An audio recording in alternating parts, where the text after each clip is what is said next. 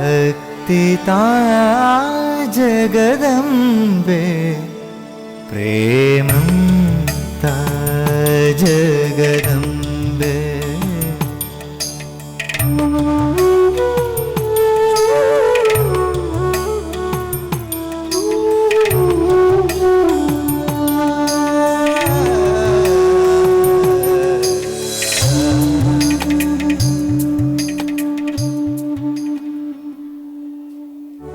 പ്രേമസ്വരൂപം ആത്മസ്വരൂപമായിരിക്കുന്ന എല്ലാവർക്കും നമസ്കാരം.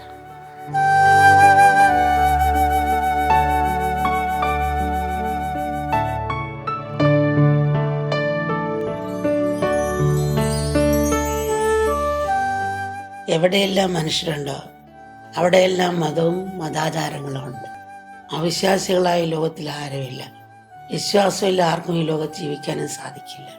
മതത്തിൽ വിശ്വസിക്കുകയും അത് അനുശാസിക്കുന്ന ആചാരങ്ങൾ അനുഷ്ഠിക്കുകയും ചെയ്യുന്നത് മനുഷ്യനും അവൻ്റെ സമൂഹത്തിനും ഒഴിവാക്കാൻ കഴിയാത്തൊരു കാര്യമാണ്. അങ്ങനെ ഒരു വിശേഷ ദിവസമാണ് വിഷു. വിഷുപ്പുലരിയിൽ ഉറക്കമുണർന്ന് ആദ്യം കണ്ണ് തുറക്കുമ്പോൾ കാണുന്നത് വിഷുക്കണിയാണ്. കത്തിച്ചുവെച്ച് വിളക്കിൻ്റെ ശോഭയിൽ ഭഗവാന്റെ അലങ്കരിച്ച വിഗ്രഹവും കൊന്നപ്പൂക്കളും പഴങ്ങളും പച്ചക്കറികളും ധാന്യങ്ങളും കസവ് വസ്ത്രങ്ങളും സ്വർണവും കണ്ണാടിയിലൂടെ സ്വന്തം പ്രതിച്ഛായമാണ് കാണുന്നത്.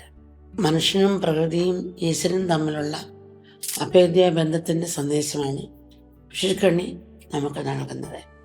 മനുഷ്യൻ പ്രകൃതിയുമായി ഹൃദയബന്ധം സ്ഥാപിക്കുമ്പോൾ സ്വാഭാവികമായി അവൻ ഈശ്വരനുമായി അല്ലെങ്കിൽ ഏകമായ പ്രകൃതി ശക്തിയുമായി ബന്ധമുണ്ടാകും. ആ ബന്ധം എല്ലാത്തിലും സ്വാത്മാവിനെ ദർശിക്കാൻ സഹായിക്കുന്നു. അതിൽ നിന്ന് സന്തോഷവും സംതൃപ്തിയും ജനിക്കുന്നു. എല്ലാത്തിലും ശുദ്ധം ദർശിക്കാൻ കഴിയുന്നു. അജ്ഞാനാന്ധകാരത്തിൽ ഉണരുമ്പോൾ അന്തർനേത്രങ്ങൾ തുറക്കുന്നു.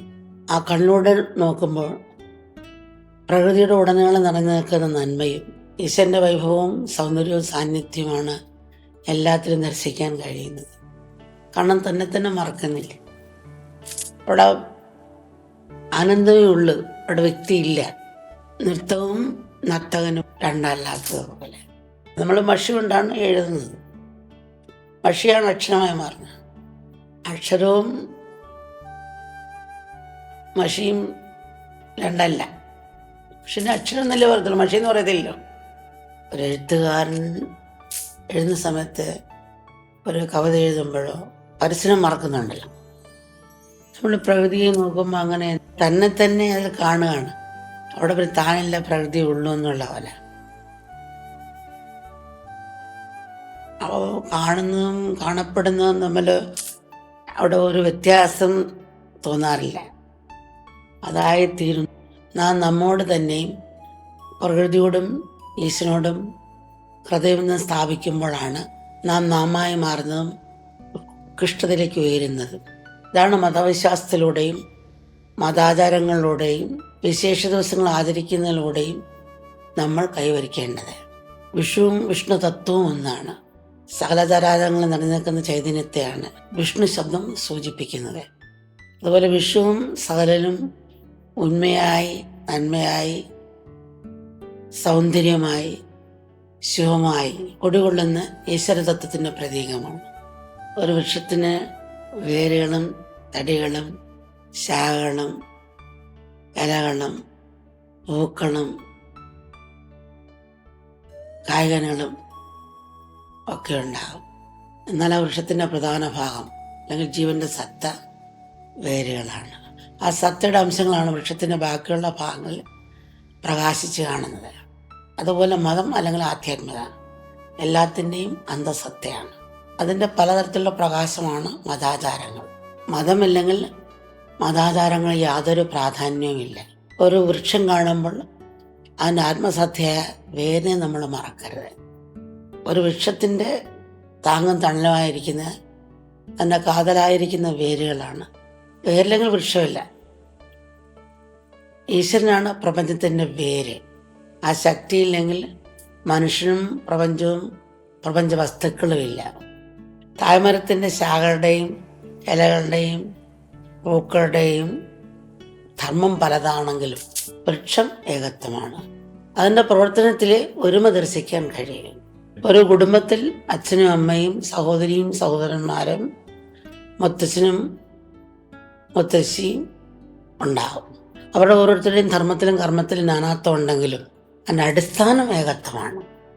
അവരുടെ ആശയങ്ങളും ചിന്തയും അവരുടെ കർമ്മമണ്ഡലങ്ങളും വേറെ വേറെ ആണെങ്കിലും കുടുംബത്തിൻ്റെ വളർച്ച, കുടുംബത്തിൻ്റെ നന്മ എന്ന പൊതുവായ ലക്ഷ്യം അവർക്കെല്ലാം ഉണ്ടാകും.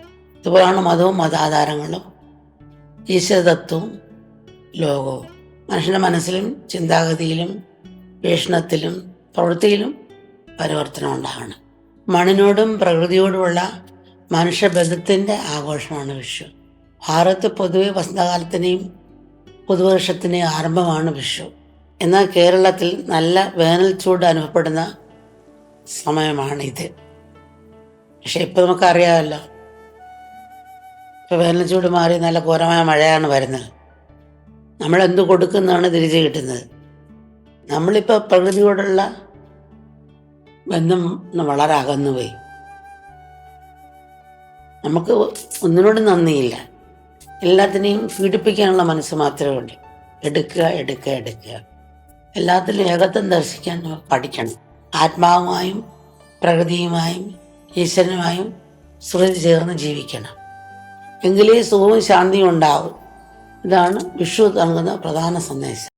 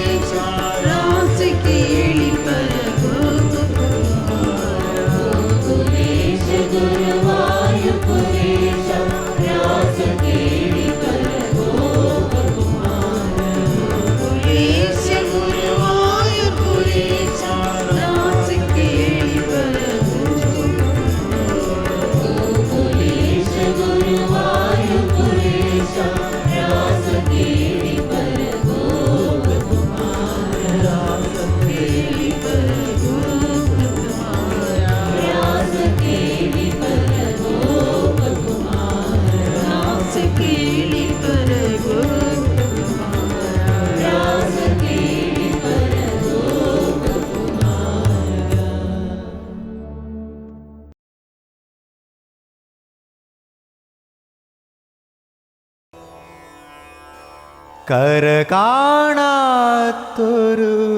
കരുണ അലയിളകും നൻപിൻ പെരുമാ നിലയറിയാത്ത നിതാന്ത നിയോഗം നിലയറിയാത്ത നിതാന്ത നിയോഗം അറിയുകയൻ ഗുരുവേ.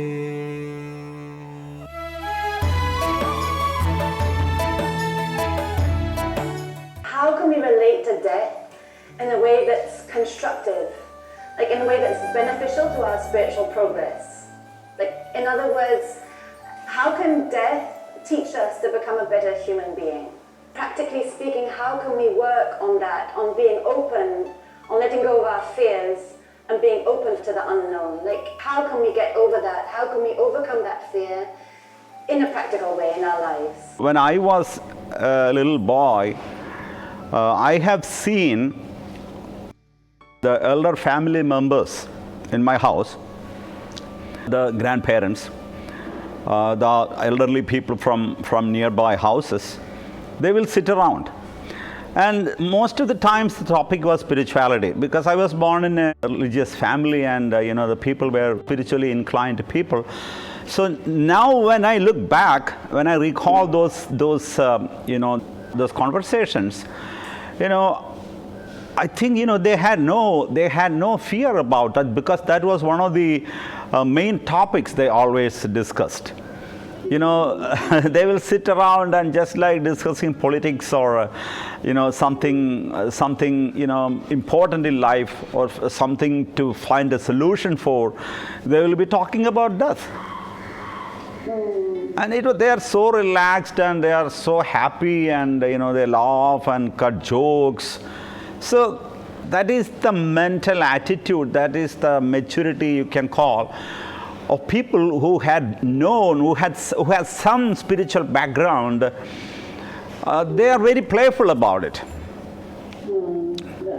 And then the other side of it is, if you go to the villages of India, where people are very simple living, innocent, and they have not much exposure to the outside world, and they're also not worried about that. Visibly, we don't see any fear in them. But the fear is in educated people, the so-called educated people, the so-called intellectuals, the so-called atheists, even politicians, or people who are in the movie industry, or businessmen, rich people. They are really gripped by fear. It could be because of their attachment. I mean, all the wealth they have amassed during their lifetime, and they even think, sometimes they even try to convince themselves that money is the final solution for everything, even for death. So, but at the same time, deep down they know that this is not going to be a solution. Money is not going to save them. So there will be a lot of conflict, there will be a lot of fear in them. However, that was your question, right? So practically speaking, either you should have a deep understanding of the scriptures, then you will be free from the fear of death to some degree. See, for example, my own life, if I take the first memory of death, for me, I mean, it comes not my mother, biological mother. I don't have any memory, because she died when I was 3 years old. I don't remember her at all. But the first memory of death was the death of my foster mother, who took care of me until the age of 8. And that was a shock for me. I saw her. She was suffering for quite some time, and then she died. And people try to tell me that she's visiting God, or she will come back, so don't worry. But I knew, I saw her dead body, and I knew that she was not going to come back. And that was a fear, that created a fear. And since then there was a time in my life when I was so afraid of death. And if somebody died in the next door, I couldn't sleep. I was so fearful. And then now, after meeting Amma, until the first 20 years, I had no fear. I thought I had no fear at all after meeting Amma. Because, I was ready to do anything. I shared this experience several times before. There was a time when the villagers, not all of them, but some of them were against. And they even formed a atheist group, a rationalist group. And they were totally against Amma. And one night when, it was past midnight and Krishna Bhava just finished, and the Devi Bhava, there was a gap between Krishna Bhava and Devi Bhava, a half an hour gap. So I just, went out of the ashram premises to do my nature calls. And then a group of people, the boatmen, the local fishermen, they were just returning from sea after that day's fishing. And they had the oars in their hand. They were tough people. They were very, very, very strong built. And they rounded me up. I mean, they surrounded me. And they were threatening me. They even said, "We will kill you. We will just beat you back black and blue. And we will throw you in the ocean. We will, throw you in the river, in the backwaters. And nobody is going to question us. You should not come here from tomorrow on. You should not sing." So I just stood in their midst. I had no fear. I don't know why. So then I realized, not at that moment, but later when I reflect on that incident, I realized that it was my love for Amma. So I told them, "I will come.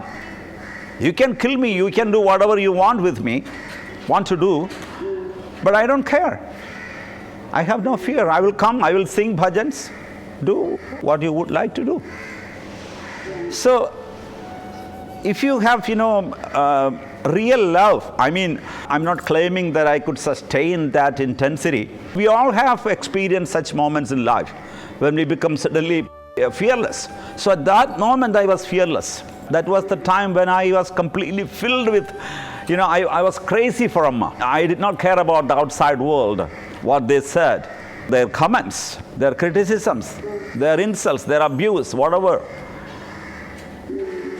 So after the age of 8, there was a period in my life when I was gripped by fear of death. Fear of death means it's not just my own death, but the death of others also. The death of your close family members, even a neighbor. But now, I wouldn't call it fear, but it's kind of inquisitiveness. There must be fear also. But predominantly it is a curiosity and inquisitiveness to know. Because Amma speaks a lot about death, a lot.